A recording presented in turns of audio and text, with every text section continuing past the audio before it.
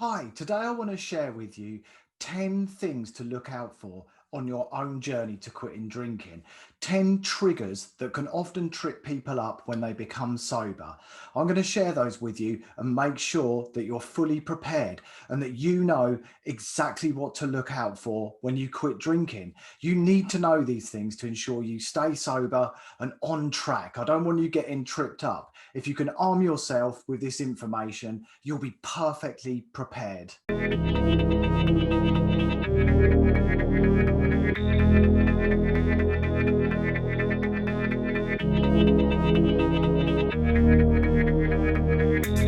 I'm Simon Chappell and I'm the Quit Alcohol Coach. Today I'm going to be talking about the 10 biggest triggers when people go sober, the things that can cause them to drink after they've quit. I want to make sure you know those. It's really, really important. There's new videos on my YouTube channel every Tuesday and every Thursday. If you enjoy the content, hit the red subscribe button on the screen and the bell icon, and you'll be notified every time a new video goes live. So let's talk about the triggers and how to stay sober long term where these triggers don't catch you out. So first of all, what is a trigger? A trigger is when something causes us to have a thought about drinking. You can also have emotional triggers that are not associated with any type of addictive behavior. And I'll talk a little bit about those too. But let's say you're driving in your car and you hear an advert on the radio for an old drink that you used to have every evening. That could put the thought, and it probably would put the thought into your head. That could be your trigger.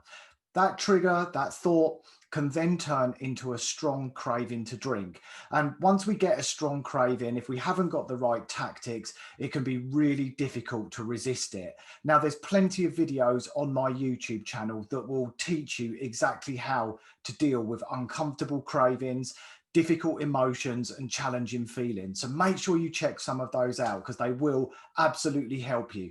But I want to make sure you know the things that can plant the seed that will cause you to be triggered. And there's 10 of them that I think are the main triggers, the main things that cause people to get into a place where they're experiencing this serious discomfort. Now, equally, you can have emotional triggers, and often emotional triggers relate to things from our past. For example, when we were children, we might not have been listened to. We might have found that adults spoke over us and we never felt that our voice was heard. We were always ignored, for example. You might find now in adult life that when those same sort of behaviors happen around you, you become emotionally triggered. You might feel angry. You might feel sad. You might feel ignored, whatever it may be. So these tips are also going to help you with any type of trigger because I'm going to give you some techniques for actually dealing with triggering situations. So look out for alcohol triggers, triggers for any type of addiction, and look out for triggers that create strong, intense emotions. Now, you'll notice if you've been triggered with an emotion, if the reaction is like a childish meltdown. You might be able to think of a time when that's happened to you in the past.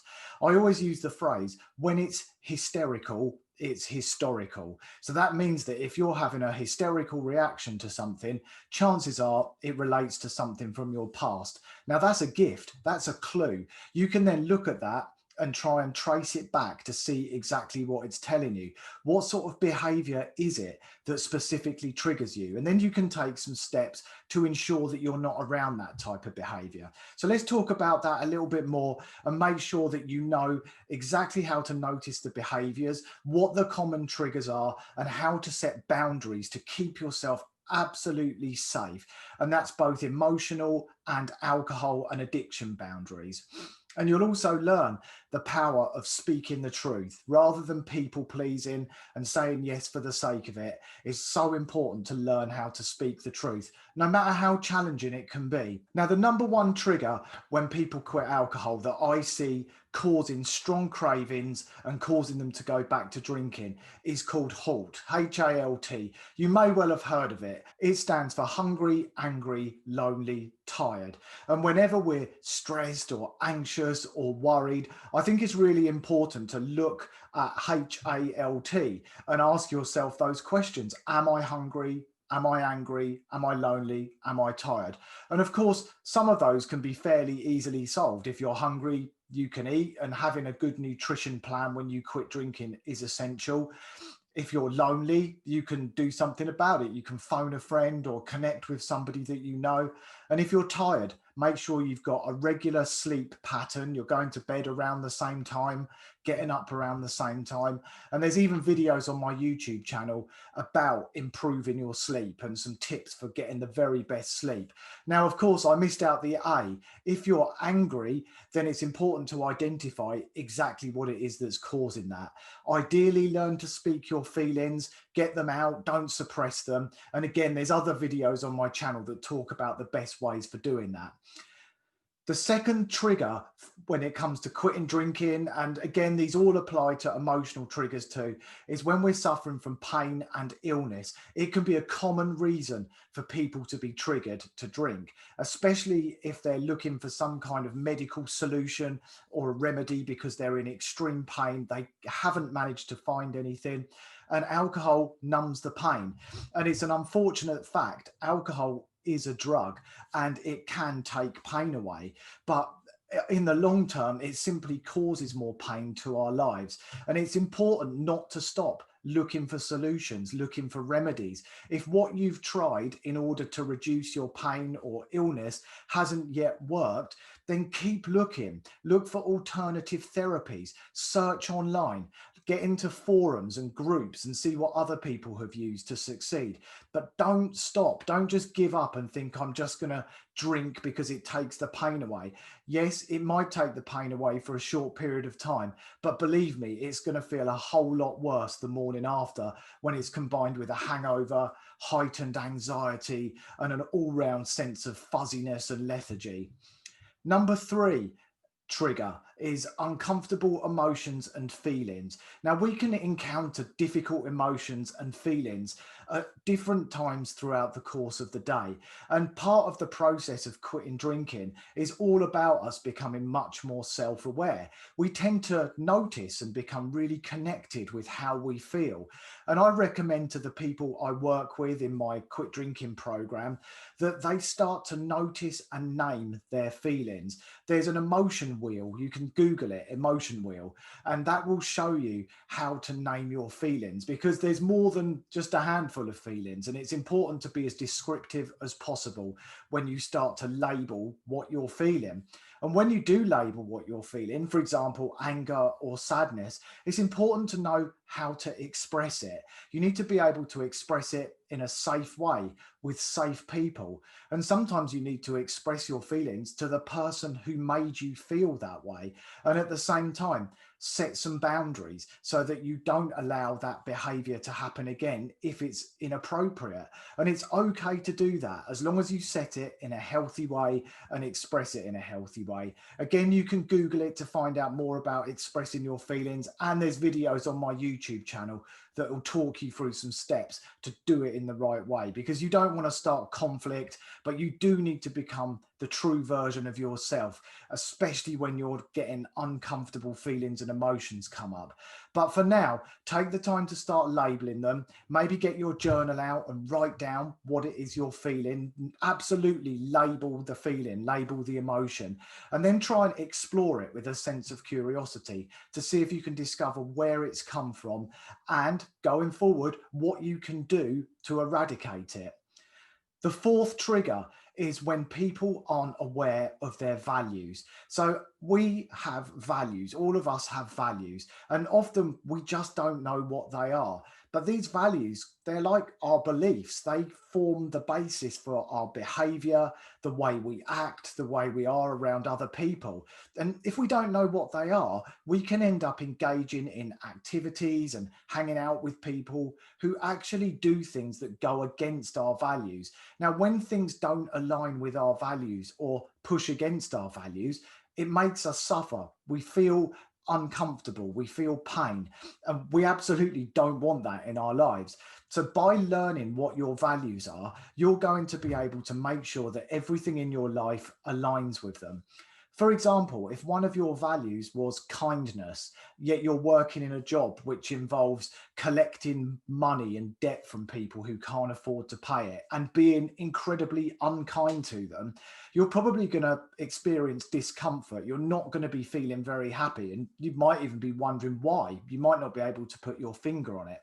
Whereas if you were working for a charity and you were giving up your time or you were giving something back to people, you were feeling appreciated and there was lots of kindness, it's going to be meeting your value. You're meeting your own need and you're going to feel happy. You're going to be getting a good feeling from that. So make sure you know what your values are, make changes to your life if needed. And I'm not just talking about with careers, everything you do, the people around you, your hobbies, your pastimes, whatever it might be, just make sure that you understand what your values are and that your life is as best aligned with them as it can possibly be.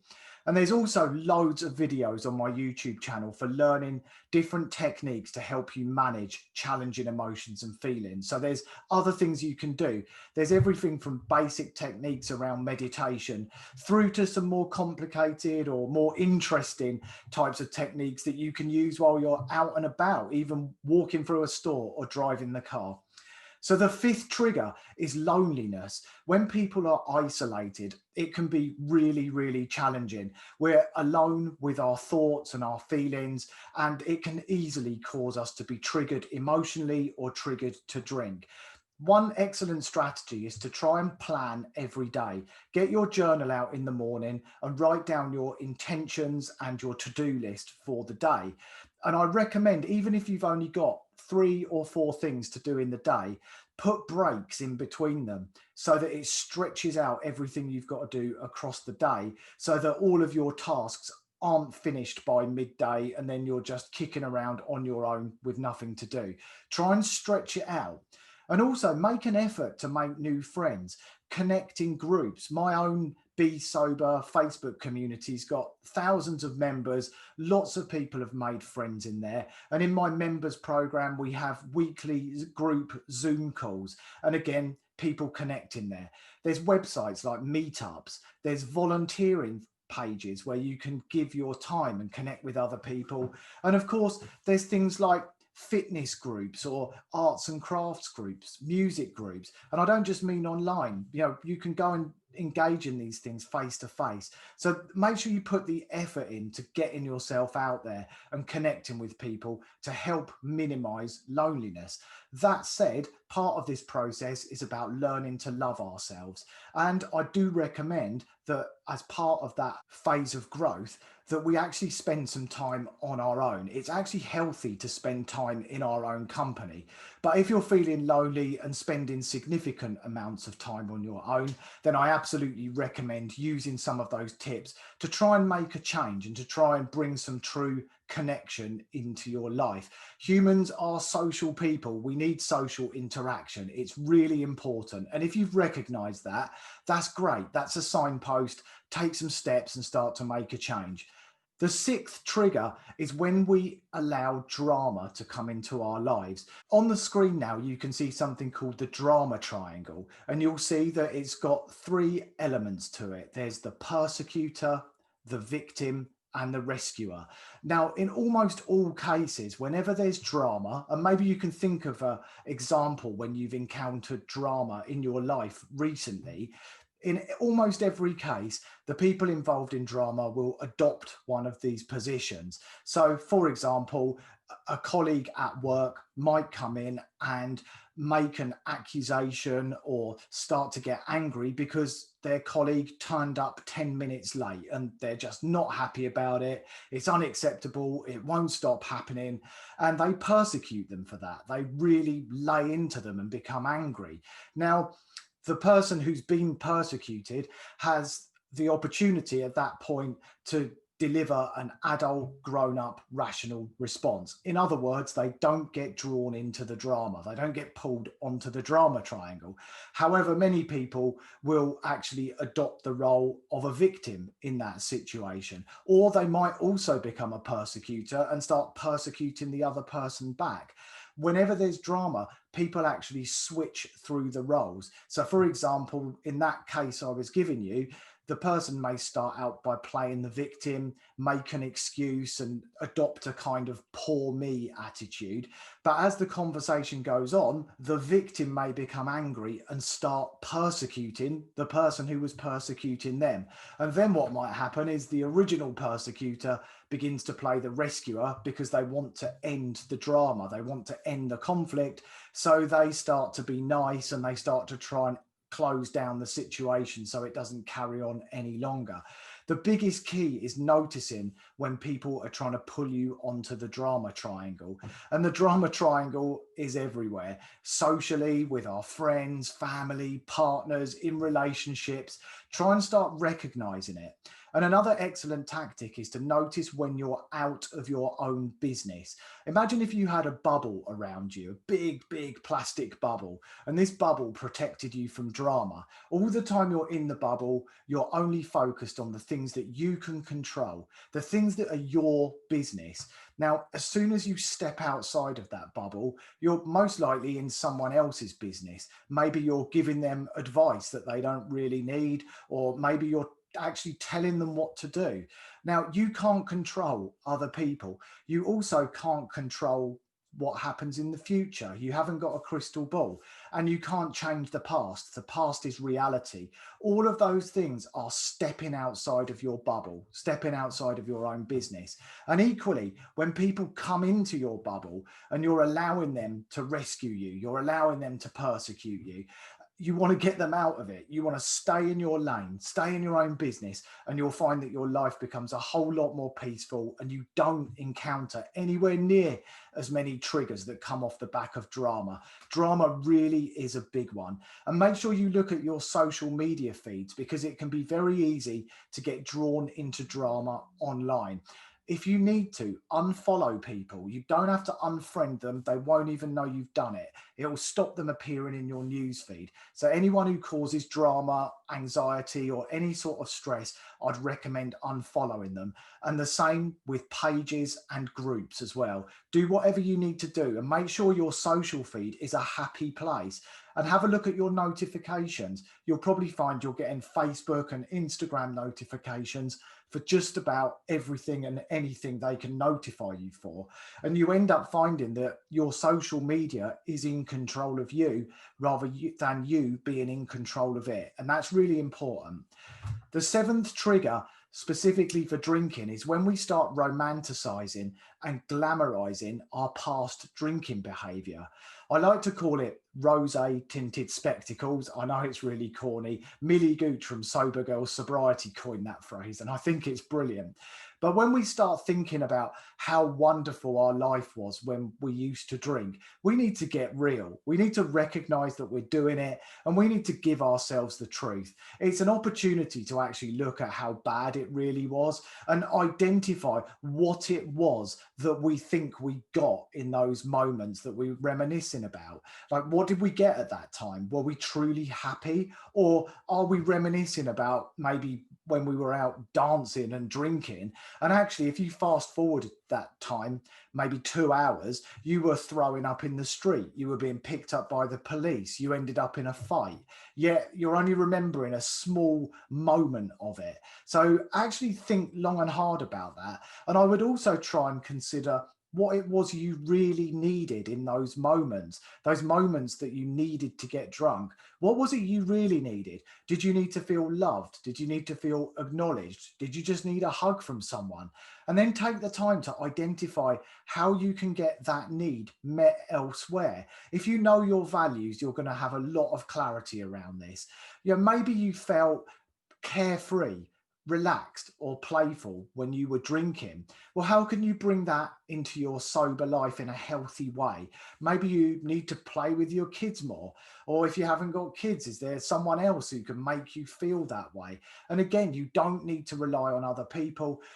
Get it down in your journal and start exploring it with a sense of curiosity. Where can you meet those needs in a healthy way? And until you understand the needs and know what needs you have to be met, you're going to struggle with it. So make sure you shine a light on this, and you'll find that you stop the triggers, both emotionally and particularly with this one in terms of drinking.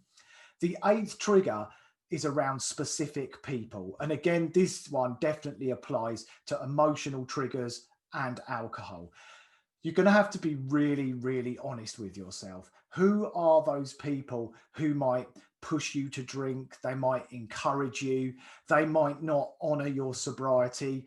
And often it's because they've got their own challenges with alcohol, and it makes them feel really uncomfortable to know that you're quitting drinking.